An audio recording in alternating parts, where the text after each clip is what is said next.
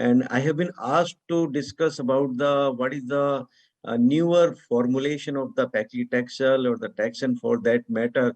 And as we all know, and we are practicing the newer formulation of the paclitaxel, especially in the form of the NAP paclitaxel. So I have been asked to give this discussion about the taxanes and the newer formulation. And we all know about that the NAP paclitaxel is probably going to replace in the strict way as well as in the routine clinical practice our conventional formulation of the paclitaxel. But is the nab-paclitaxel only formulation available with us? No, there are the multiple other forms of the paclitaxel are available, and few of them are being practiced and few of them are not being practiced so commonly. And one of them is the nanosomal paclitaxel lipid suspension, which is probably being less talked, less being studied, and probably the less being uh, practice also. And there may be the various reasons for that. Now, if we look at the limitations of the conventional paclitaxels in our formulation, we understand that because of the infusion-related reactions and because of the hypersensitivity reactions and sometimes because of the possible peripheral neuropathy, we face the many challenges. And this sort of the problems with the conventional paclitaxel, which is a wonderful drug, is basically because of the solvent like the chromophore EL or because of the ethanol which is being used to make this formulation to be given to the patient. And this anaphylactic reactions, we all doctors, especially those who are practicing since long time, understood it that how devastating, including the one or two patients being lose in the 1 or 2 years is always a real possibility.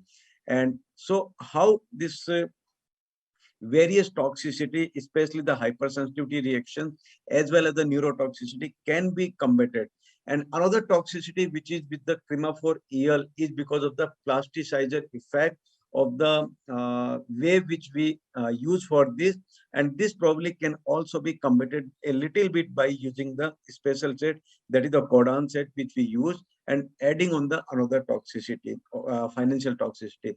Now, when we use the conventional paclitaxel, we see that the non-linear pharmacokinetic is there, which sometimes hampers the activity or the desirable action of this. And this is because, again, because of the chromophore micelle formation when it is being added to the conventional paclitaxel. Now, there are two issues with the conventional paclitaxel, that is on the safety issue, as well as on the other side, there is the efficacy issue. The safety issue is obviously because of the chromophore EL, and it's requiring the steroid as the pre-medication, especially the high-dose steroid. It may leaches the plasticizer effect also. Obviously, the myelosuppression is there. And when we use it for the prolonged time, the prolonged neuropathy, which may be devastating, and usually it doesn't disappear for the months together, is another reason for the safety concern. Now, efficacy issue is also a big concern, especially the non-linear pharmacokinetic mechanism, dose limitation because of the secondary toxicity, entrapment of the drug because of the micelle formation, decreased drug bioavailability, and inhibition of the albumin-mediated drug transportation. So these are the various challenges which we face with the conventional paclitaxel. And these are obviously because of the solvent which we have to use like the chromophore EL for this purpose. So the various novel paclitaxel formulation in the management of the uh, uh, breast cancer, especially the metastatic breast cancer, has been studied, and few of them are the uh, I will come like a paclitaxel injection concentrate for the nanodispersion formulation, nanosomal albumin-bound paclitaxel, and nanoparticle polymer-based paclitaxel. And the another one is the nanosomal paclitaxel lipid suspension, which has been studied both for the docetaxel as well as the paclitaxel. And we have now the large data available for almost all of them, and when they have been compared with the conventional paclitaxel. Now, this enhanced permeability and the retention mechanism has been understood compared to the normal tissue versus the cancer tissue.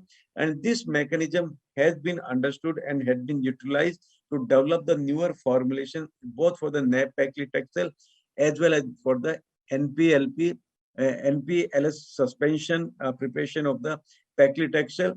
and the INTAS has brought out the Paclitaxel as well as the docetaxel for that matter. And this is what we used to understood the paclitaxel and how it is being studied.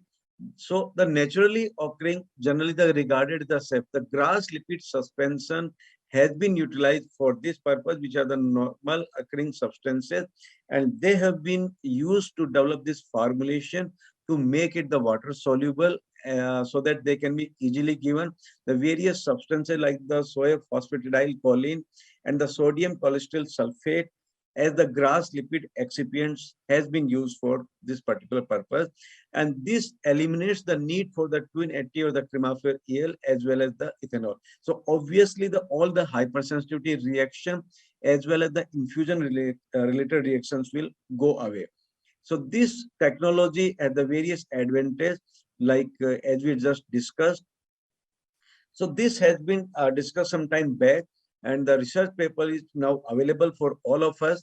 The nanosomal paclitaxel lipid suspension demonstrating the higher response rate compared to the conventional paclitaxel in the metastatic breast cancer. A large number of the patient has been studied in this particular study. The primary objective of this was the overall response rate. There were the 3 arms study. That is the conventional paclitaxel arm C as the 3-weekly schedule, NPLS as the 3-weekly schedule, and NPLS as the weekly schedule. And the primary objective remained the response rate.